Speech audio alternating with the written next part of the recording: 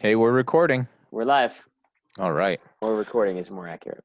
Yep. So we had a good weekend. We went to Chris's wedding, and Chris Yeah. looked happy. Chris and Amanda. Yep. Super happy. I am so happy for them. That was a great wedding. It I was called great. Shelly afterward, and I told her that it reminded me of our wedding and, us being in love. And it definitely felt like young love with all the, outdoors. And, hey, guys, you fail. All right. There they go. That's what happens when you have love and marriage. Then comes the babies. Yeah, well, they had all their babies there. So it felt like maybe just because it was the setting, it was on the lake, and it was nice out, and all their children were singing. Well, they did those songs, and that like a Steve Curtis Chapman song. If tomorrow morning and you wake up, I was like, this is a great song. I love this song. Yep. It was. I mean, you couldn't tell I was crying through my mask. Oh, we could all tell. Yeah, I don't cry. Felt like doing the backstroke right through the middle of the wedding, so that was good. You should have. You would have complimented the other guy's backstroke. Yeah, I should have gone the other way. We should have gone looking for him, make sure he wasn't dead. Anyway. Yeah, that was good though. When Tom watches this video, I have to tell him I'm bummed he didn't come to the reception. I don't know if he got an invitation. Did he get an invitation? I thought he did. His name was on the table that we sat at. Tom, well, when you watch this, your name was on the table. We missed you, man. Yeah, we did. Everyone asked where Tom was. Where's Tom? And I'm thinking, I don't know if he got an invitation. His name might be on the table because he was there when they're writing down all the names. Who's that guy next to Dan and Mike? Oh, it's Tom. Put him on the table. Could be. Maybe. Well, either way, Tom, we'll have to do it again. We had a really good time with Tom on Friday. And actually, remember we texted each other, and he said the name of that game we played, which it's a simple game. The name of the game is It's a Clever Game in German. No. Is that really what it meant? Yeah. I thought he was saying like the theme or something. No, that was it. I have so many text messages. Tom. Gaz schon clever. I made the accent up. Clever. Okay, that's pretty clever. You know what else was pretty clever? Was watching the Scottish Games on Netflix, the documentary. That was cool. I liked watching that with Dad. So their shirt that they wore, their sponsor, Glenfiddich. Do you know what was waiting for me when I got home? Lots of screaming kids and presents. So I'm going to assume Glenfiddich was waiting for you when you got home. Bottle of Glenfiddich. That was my birthday present. Super, super good. Very good. So I should be drinking now, but I'm not. I'm drinking coffee, Hidden Pipe Porter from Raleigh Brewery. Yeah, this is what Juliana grabbed me. First, she grabbed me a soda, and I was like, no, soda. Daddy doesn't drink soda. Yeah, so we had a good weekend. I was absolutely exhausted. Struggled way too much. Between the traveling, the trying to do work remotely, just being, a good family member, which I don't know if I succeeded. I don't think I did. Did better than I did. I tried, man. I tried. Not that hard. I love them. Love you guys. They're gonna watch this. So you guys say only positive stuff. Not that there's anything negative to say, but no, there was nothing negative. I did have a little bout of depression right there in the middle. Oh. Yeah. Yeah, well, it's hard. It's hard. Going back to your old stomping ground. It's just never the same as you want it to be. Yeah, we'll just go with that. I'm playing with my hair. How's your hair? Is it balding? This is the time to look at your hair. Yeah. Hey, this is Kevin. All right, I'm gonna pause the video. Okay. Hey, Kevin, how's it going? So yeah, I was a little depressed. Well, I hit play, so we were recording again. So everyone heard you say that you were depressed. That's all right. It's just. So yeah, maybe I was just tired. I was running around like crazy, and I had to get a house ready, and I had to see. I was just trying to check as many people off the list as possible. So like one night when we just hung out with people I didn't know, I'm like, I should be hanging out with people I do know. Well, I definitely didn't tell everyone I was coming to town. Hey, Kevin wants to come in. Awesome. He's the man. Kevin, are you there? Oh, here he comes. Kevin Wall is connecting. Hey, and he's driving. Look at that. Hey, Julia, I'm driving. Come see Kevin while he's being really safe right now. And there he is. I am being really safe. So we're recording this, so don't say anything you don't want the whole world to hear, 100 years from now when they watch everything as entertainment. Nothing that New York State could convict you on. All right, kids. That's it. That was fun. Please stop. Please stop. Love you. No more. 1. Get off. 2. Get off for real. So Kevin was a big help this weekend. We were talking about our weekend, how crazy it was, and you came over and you offered to save the day. So let me know how much that's going to cost. Oh, yeah. I downloaded the app so I can send you the money. Nice. Venmo? Yes, Venmo. Or it's called Bitcoin. Yeah, I'll just give a full Bitcoin. Yeah, just send me a full Bitcoin. We'll call it even. There you go. All right. I wonder how much Bitcoin can be worth in 10 I'll even years. take Ethereum.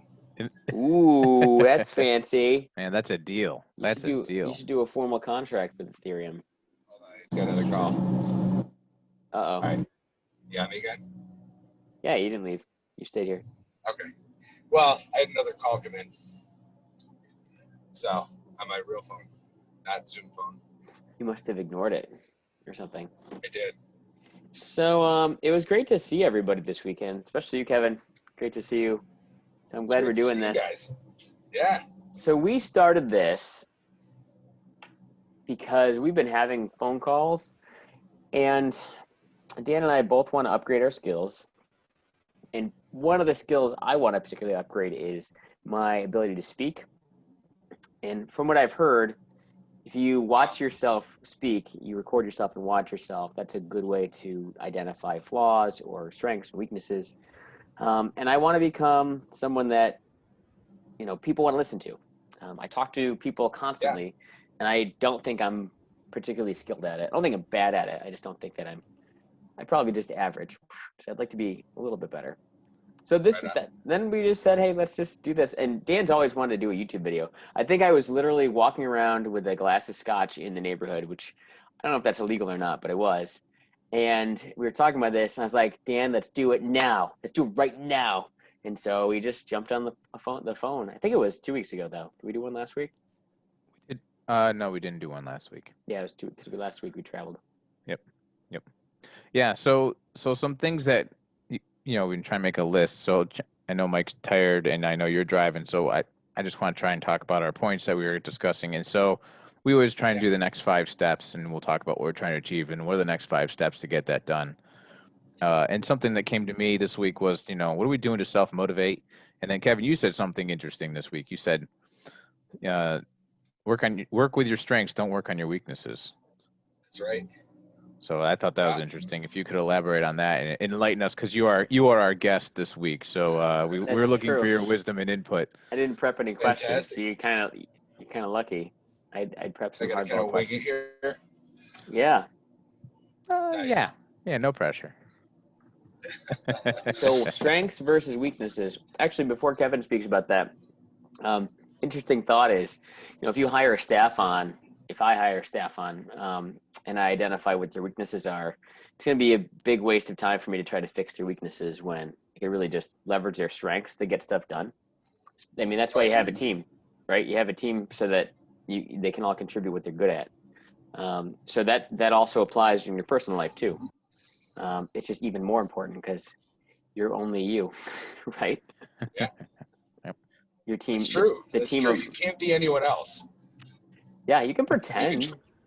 You can try to be other people. You can pretend to be other people, but you're really only you. So, that's a fact of life right there. Yep. Yeah. Well, Kevin, do you want to share how we capitalize on our strengths and not our weaknesses? What do we do with our weaknesses? Because we have them. So we're just trying to offset them with our strengths, just recognize and avoid, or recognize and attack, So one of my favorite stories, and I'll start out with a story. Is excuse me, I have a little tickle in my throat, so it's not COVID. You have COVID. It's official. I don't have COVID. I'm sure if I got tested, I would, but doesn't mean I actually have it. So, Henry Ford, founder of the Ford Motor Company, was actually brought to trial for incompetence by the board of the Ford Motor Company, and in that trial, they were trying to have him removed as the president of the Ford Motor Company. They're trying to have him removed from power. So he was being questioned by, I don't know what you would call him, but essentially like the lead prosecutor, the attorney representing the board. And he went through all of his failures, all of his shortcomings, every weakness he had, everything that made him less of a man than he actually was and what he had actually accomplished. And as he's being grilled, Henry Ford stops the attorney and says, "Young man, let me stop you right there." He said, "On my desk sits a box. And on that box is a series of buttons. And if I press any one of those buttons, the smartest men at the Ford Motor Company come running into the room to answer whatever question I have. So I ask you the question, do I need to be the smartest man at the Ford Motor Company, or do I just need to know which button to push?" And when it comes to strengths and weaknesses, that's what you kind of have to think about. Henry Ford wasn't the greatest engineer at the Ford Motor Company. He wasn't the greatest financial mind at the Ford Motor Company. He wasn't even really probably the greatest visionary at the Ford Motor Company. He just knew which button to push. So his real strength was having that vision of what he wanted to create, what could be done. I mean, you guys know the story of the V8, where, he basically said, "We want to cast it from a single block." And his engineer said, "It can't happen." So he said, "Good, go do it." Right? Because we're going to be the first ones to do it, right? I didn't know that. Yeah. So his engineer said it couldn't be done. And he said, "All right, we're going to be the first ones to do it to prove that's wrong."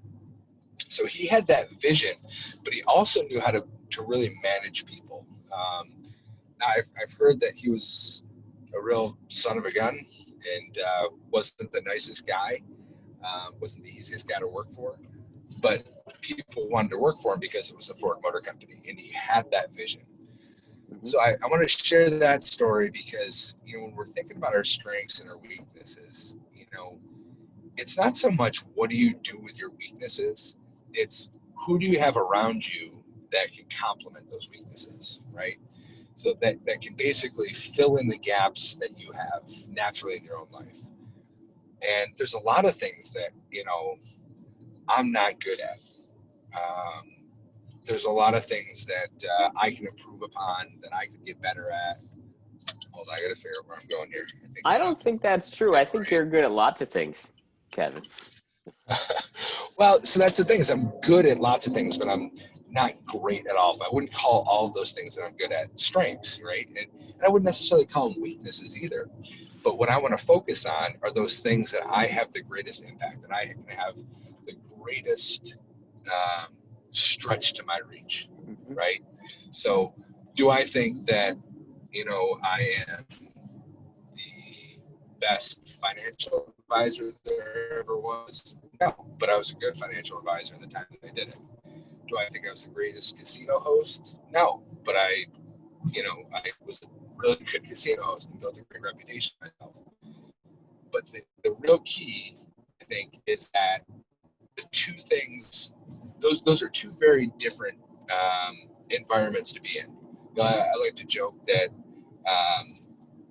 in one I taught people how to make money, and in the other one I taught how I actually took their money. I think the biggest difference is salesmanship, right? And that's one thing that I am naturally good at, is understanding the sales process, understanding people, and understanding how to meet desires, how to find what it is that we really want and be able to deliver that service or that good to them. So, I don't focus necessarily on being the best financial advisor, casino host, salesperson, or whatever. I focus on understanding people, understanding behaviors, and understanding what the underlying drivers to their desires are. Does that make sense? Yeah, it makes a lot of sense. I like salespeople. That's definitely not one of my strengths, so I certainly seek that out in other people. And Dan specifically identified that if you can sell, then you have a lot of value to give to the current organization or future organizations. Yeah, that's why my story on sales is I was with you, Mike. Like, I did not like the idea of going out and peddling wares, right? but that's not what it is. So I actually have some value to offer, like Kevin was saying, and I might not understand the process, but I've been doing what I've been doing so long, and I am so enthusiastic about it. I'm not really selling a pump as a solution, and I'm partnering with resolving issues. So from that aspect, it's a lot of fun for me, but it's not. I'm not a pure salesman like Kevin necessarily. Well, and that's the thing, right? So you get a great point there is that you're not selling wares, right? I mean, if you're selling wares, you might as well be a snake oil salesman and, sell Grandpa Dan's Miracle Tonic.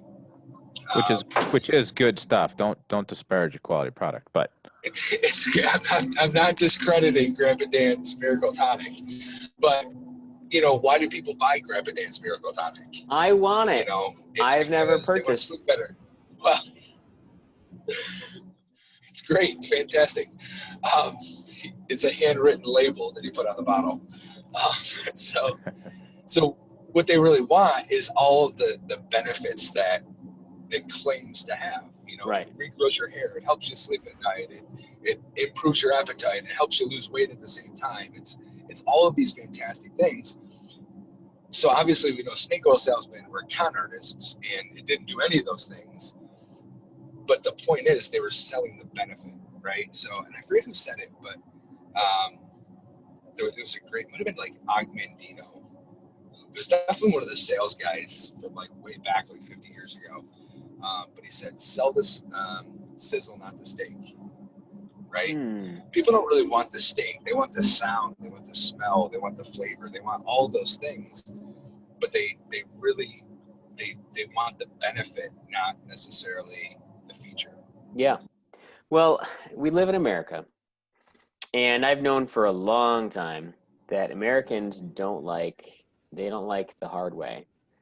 They like to buy their solution. If they can spend money to solve a problem, that's what they're going to do, which I think is hilarious because the number one thing that I see people struggle with is diet and exercise, not being in shape. Everybody knows forever, if you want to be in shape, you got to eat right and exercise. Yep. That's it. That's what you got to do. That doesn't require dollar bills. It doesn't. Yep. So what we do is we buy food we hate. And I've learned recently that donuts and muffins are, another name for them is fat pills, because that's what they are. You just eat them to get fat. They're fat pills. We buy stuff that's not good for us and eat it. And then we buy stuff that's healthy, is a drug or a pill to counteract the thing that we just ate. So, yeah. So we live in that world where people don't actually, we know what to do, but still we'd rather buy our solution. We want to buy our solution, which is sad because there's no solution for that you can buy. There's some things you can't buy solutions for, Right. Yeah. Well, and the interesting thing about that too is that when it comes to diet and exercise, any good trainer will tell you can't work your way out of a bad diet, right? Right. So, we don't even emphasize on that. So everyone runs out January 1st and joins a gym, but still, they join Planet Fitness, not to say anything bad about Planet Fitness, but love Planet Fitness. They're so awesome. But hopefully they're not a sponsor of this show. But any gym that has pizza Fridays and gives donuts out on certain days, they're kind of creating their own market. Yeah. They do that? Yep. I want to be a member so I can get donuts because the membership's only like $20 a month, right? So I used more than my donut budget. I used to swim in high school, and one of the good teams, Lansing, after a meet, they'd give, the opposing team, us, donuts. Oh, they did? Oh, what nice guys. Well, when you're swimming and every ounce counts, they're pretty much cursing you. They're like, hey, good job. Have a donut. This will help for next time. Good idea. So I should give all my competitors donuts. You should. Before the race, even if you're gonna race again, here, have a donut. Here's a soda. Go to town, buddy. See if that's the difference. That's the difference. I'm writing this down. Well, Well, see, that's an interesting thing about Planet Fitness, though. In that same vein of your competitors giving you donuts, what is Planet Fitness doing? Giving it to They're their securing their customers. customer base. Exactly, right? I mean, they're basically saying that everyone knows you can't work your way out of a bad diet, so they're just going to give you crappy food so that you have to keep coming month after month, True, but right? if I look at it from a corporate level, because Uh, that's how Planet Fitness has to make their decisions. They have to make it at a very, very high level. So they say, right. all right, we want to give something to people so that they have reciprocity, that they want to give us Sure. something, right? And you guys are very familiar with that. If you give something, if I gave something Mhm. to both of you, you would have a human instinct to want to give something to me.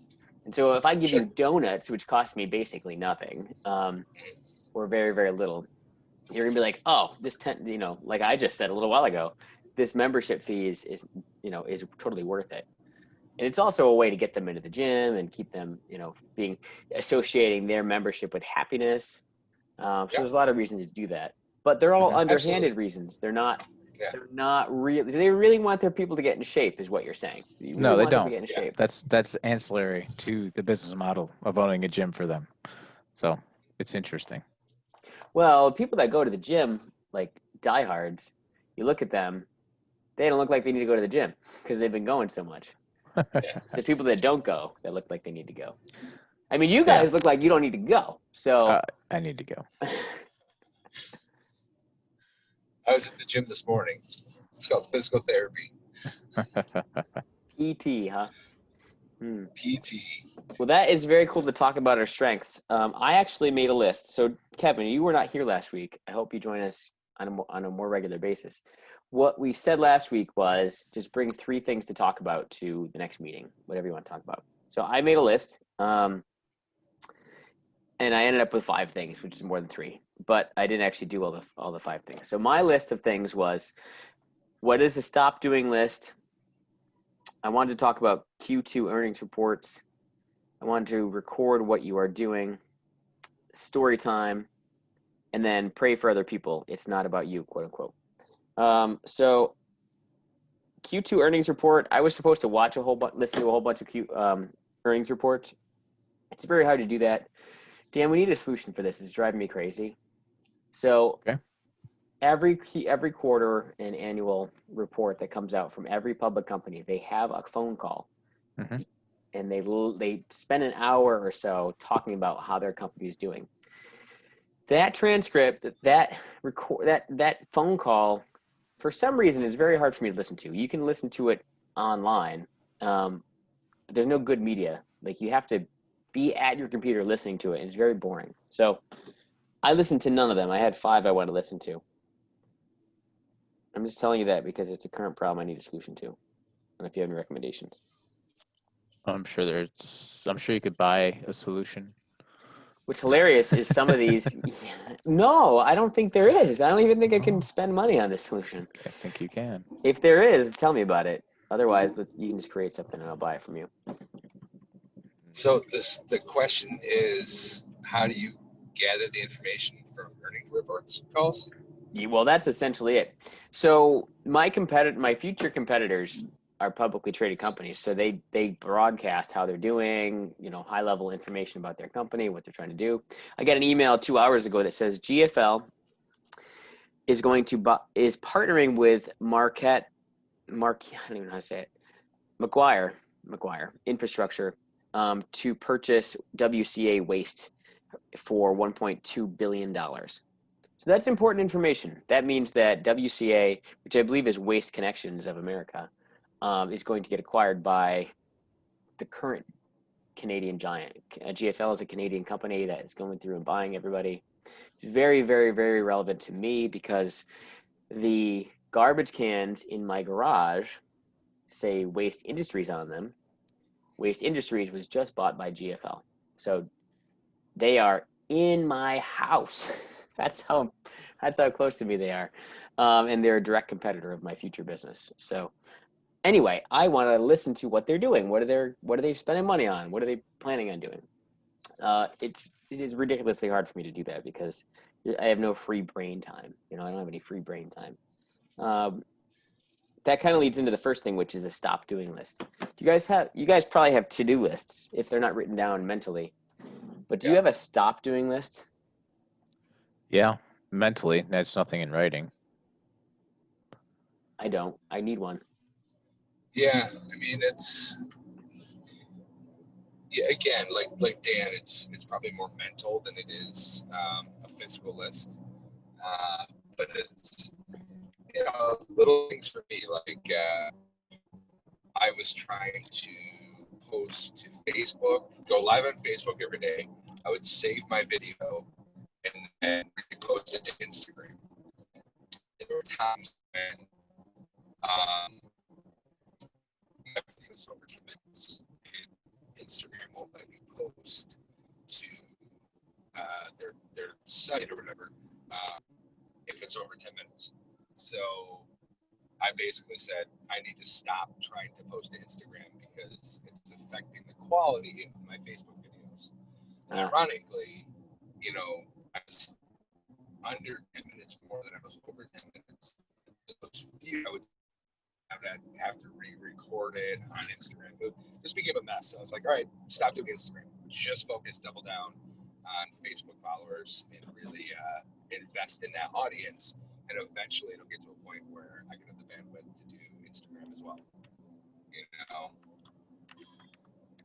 So it was never really written down or anything like that, but yeah, there's definitely things that it's like do it, delete it, delegate it, or the fourth D, which I can't remember. Let's see. We should all know them, right? Do it, delete it, delegate it, delay it, delay. Yeah, I feel like I delay a lot of stuff. I don't like that one. Can we get rid of that one? Well, no, because there are certain things that are important but not urgent. Like we talked about. Yep. Well, that violates our rule, right, Dan? So Dan and I are developing rules. So you can help us with this, Kevin. Okay. Let's call them the McCall rules because Dan and I are making them. You can name stuff after yourself, right? You're allowed to do that? Sure. Absolutely. Yeah. So, Kevin, do you know what McCall rule number 1 is? Be awesome. Oh, I wish that's what it was. That doesn't supersede rule 1. It's very pessimistic. It's more pessimistic. You wouldn't guess this because we are not. We are like the most positive guys that I know. Okay. It's more pessimistic, huh? Yeah, you're not going to guess it. I'm going to say it's going to be something like don't listen to negative people. Nope. Good try. That's good. I applaud you. That's very admirable of you. So rule number 1, Kevin. Rule number 1. And this is in the Bible. This is not a direct quote, but it might as well be. People suck. People suck. That's rule number 1. So I should have known that one because I'm pretty sure I've heard Dan say that no less than 1,000 times. Yes. He said it so much that I'm like, hey man, you're right. People do suck. So I told someone that today, and they're like, "Wow, that's interesting." I'm like, okay, it's not what you think it is. So yes, people suck. I am also people. I also suck. So it's not so much of a pessimistic, angry worldview as much as it is a reality check. Like, hey, guess what? That went wrong. Why? Well, people suck. So now that we've established that fact, we can just move on to the solution. So a lot of the times, you just got to do it. What are you gonna say? Is there an expansion on like why people suck though? Like, what about people suck? Because I think people are pretty awesome. Yeah, people are not to say that people can't be awesome, but I just had an awesome tenant who dumped the property on me. Guess what? That sucks. Like, they gave me 2 days notice. I don't begrudge them anything. That was their life circumstance. Hey, people suck. She could have given me more than 2 days notice, but it's just move on. If I screw up, I screw up a lot. Hey, I suck.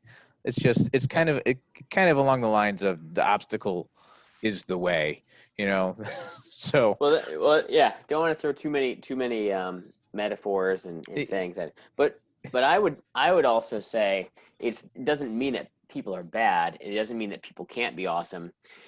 but it recognizes in a very direct manner that people are all sinners and all have fallen. Everyone is imperfect, and we've decided that is not limited to people with souls. That also extends to corporations and companies, because in the court of law, a company is a person, so or operates like a person. Right. But it's corporation is yes, corporation is. Yeah. LLC is just a pass through to a person or persons. Exactly. Right. But it's important to remember that in the world of business, because we want to believe the best in people. We want to give charity, but in the world of business, you can't do that, because if you're a leader in business or anywhere in life, you have to think about your followers, and you have to think that they suck, you suck, the people that are going to try to take advantage of the followers that are depending on you, they also suck. Like, my daughter's awesome, I think, but her best friend might be awful. So I have to put parameters around their relationship so that she doesn't just do something because her friend does it, Yep. We don't want to forget that, because if we forget that, we're going to get ruined because of someone else's decisions, and we can't have that. Here's how I would kind of summarize that, and I'll add to it a quote from Zig Ziglar. Oh, I love that guy. That guy's good. Yeah, absolutely, right? So all things being equal, people will always act in their own best interest, right? Mm-hmm. And that's, I think, why you say people suck, because they're really out for themselves. They're really interested in what benefits them the most, which is, I think, a normal human reaction. But Zig Ziglar, being the great sales mind he is, to kind of bring it back to sales, he said, you can have everything in life that you want so long as you help enough other people get what they want. Right? Yeah, so that's definitely true. You have to like lean into the suck, like, yeah, you absolutely suck, and I'm going to make a lot of money because you suck. Right? So that's the most positive way you can look at it. Because you suck, I will thrive. I will thrive because you need help. Right. Because you have a problem. You will do anything you need to do to fix that problem. And guess what? I have Uncle Dan's or Grandpa Dan's Miracle Tonic. That's right. You're not a grandpa yet, so Uncle Dan. $5.99 plus $10. That makes sense. Yeah. I feel like that premise could be explored in so many different ways, which is why it has made its way to the top as number one. So people suck. Now we should share with you rule number 2.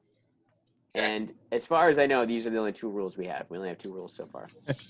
Everything else is negotiable, but these are not. These are not negotiable. Number 1, people suck. Non-negotiable. That's never going to change. Number 2, though.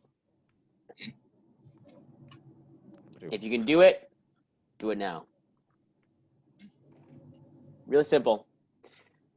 Hence the phone calls that we're having, the YouTube channels we're having, because my personal weakness, I don't know if this is true for Dan. Dan's more of an action man. I'm more of an analytical person. I delay and I think and I weigh and I measure and I go, what about this? What about that? And I don't do stuff. So I've seen lots of people be successful just because they took the first step. And going from 0 to 1 is a lot harder than going from 99 to 100. Like, those numbers are very, very, and if you want to create a scale, it's much harder to get started than it is to keep momentum going. So we want to take action. I don't know what leader said it to me, but somewhere amongst my readings, I read that it's a good leader will take action early. If you take action slowly, you're going to miss it. You're going to miss the opportunities. You're going to miss out on a lot of stuff. So that's what we're currently doing. We've been talking about being successful forever, and we've been doing the employee thing forever. So Dan and I both moved because we were like, well, we only live one life. We feel like the grass is greener somewhere, and we're stepping out in that, and we're not slowing down. So it's more like a personal, if you can do it now. But I'm sure it extends to a lot of people. I mean, I hear people talk about what they want. Our dad, like, everyone always has, parent issues. So Dad, if you ever listen to this, you talk about things a lot. and then you don't do them. So we are like, let's just do the thing we're talking about rather than talk about it.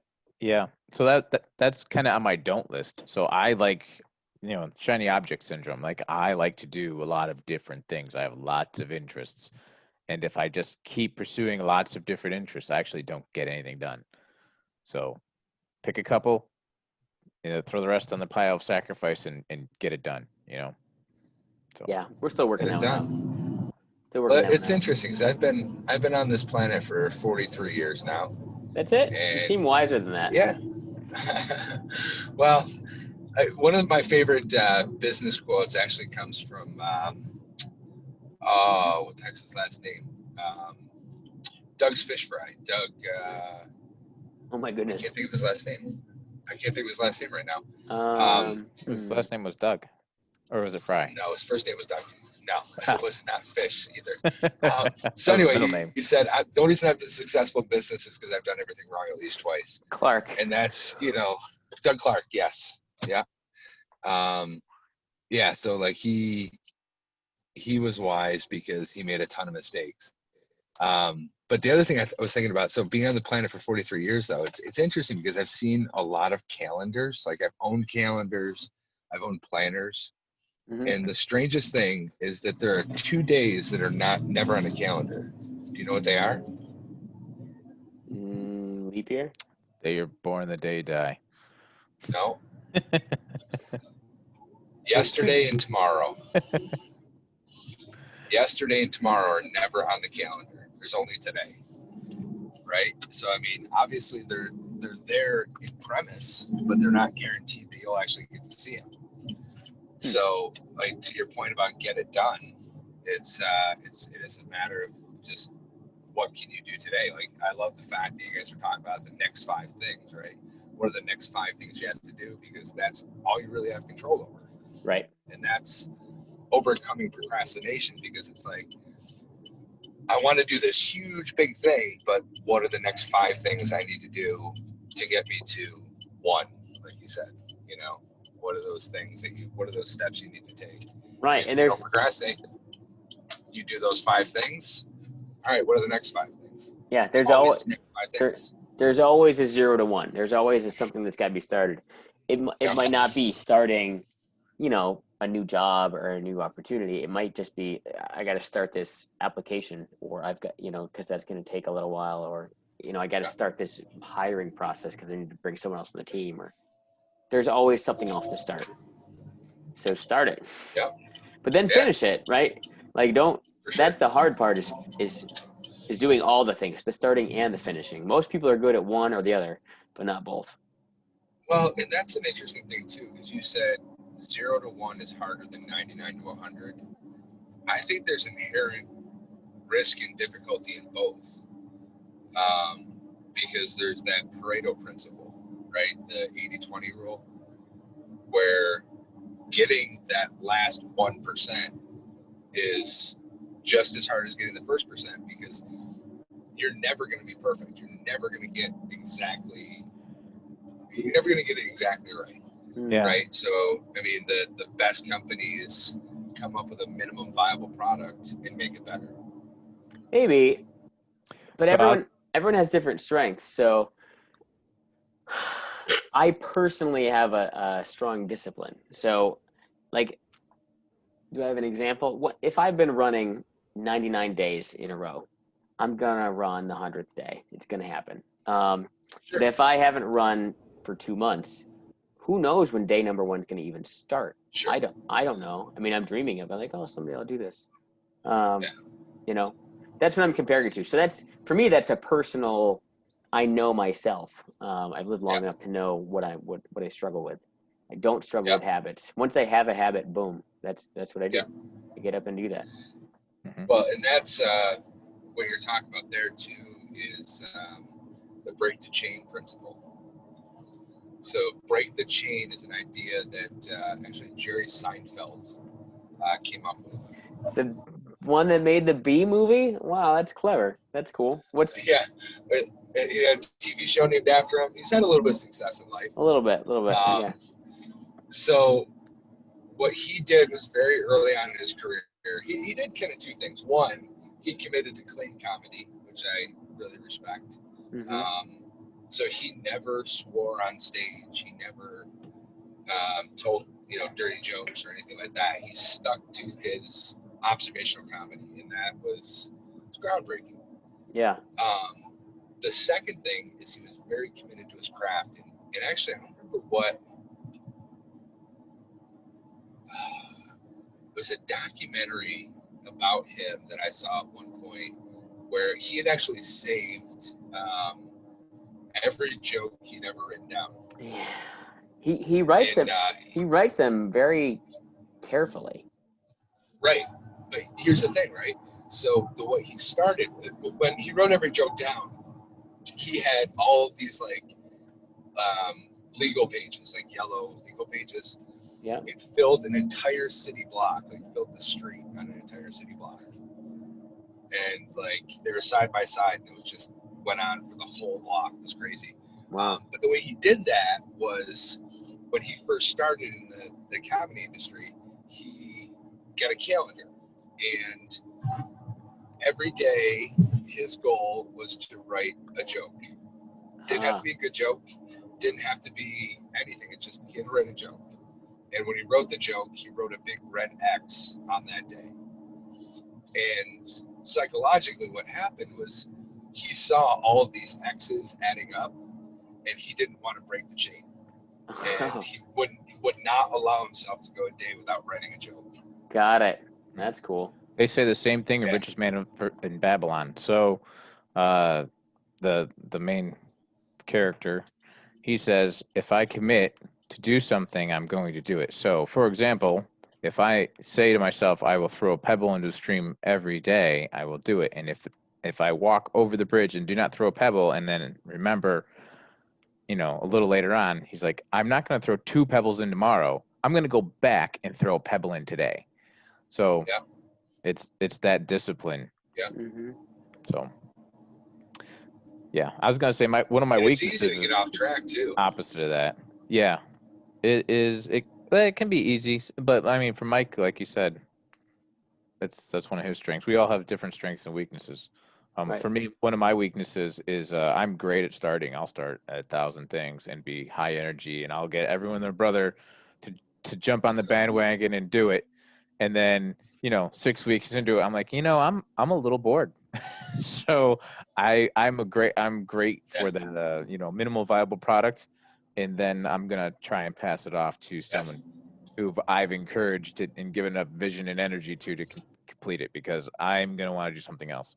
So then 99 is good enough for me. I don't need 100, because I can get from 1 to 20 a lot quicker than I can get from 99 to 100. So yeah. Well, and I think there's sometimes when you're getting to that point, like when you're getting to a certain level, you've got a decision to make, right? Are you going to go for the last 20%, or are you going to move on, right? And a good example of this is my buddy Ben Riley.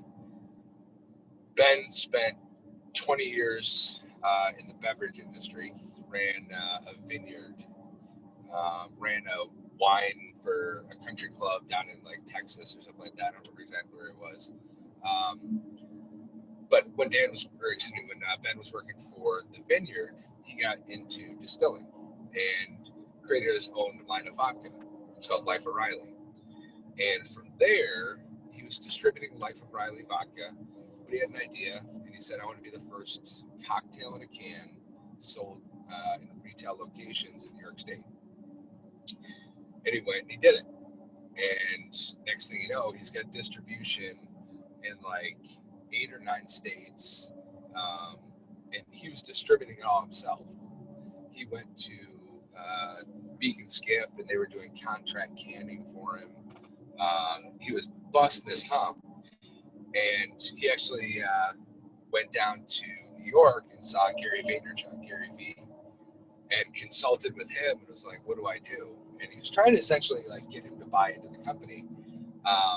But Gary V basically said, listen, you've got a choice.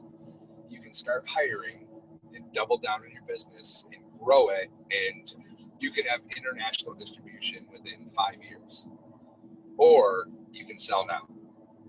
And you don't have to worry about all that stuff. You can cash in. You've done a great job. You're going to get a premium dollar for it.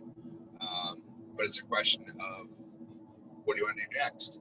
Do you want to grow it, or do you want to just sell it? And he opted to sell it, which was the right decision for him, because now he consults and he has so much more free time, available to him, and he's not on the road every single day driving cases of freaking disco lemonade to whoever. He's just enjoying life a lot more after selling his company. So he didn't want to get that last 20%. He just wanted to see someone do it. And he ended up selling his company. So I think, to your point, Dan, that minimum viable product, I think that's, and I guess to Mike's point as well, that's the hardest part, right? Getting going, launching something, seeing how far you can take it, and then figuring out, what do I have to do next? Right. Well, and part of it also with why that's so hard is not only the energy, it's the resources it takes to really get it off the ground, right? Like exactly.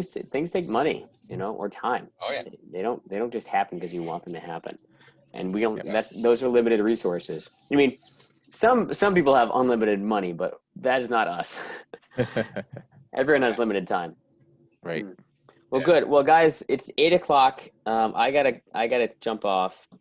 I'd like to challenge us to bring a story to next week's call.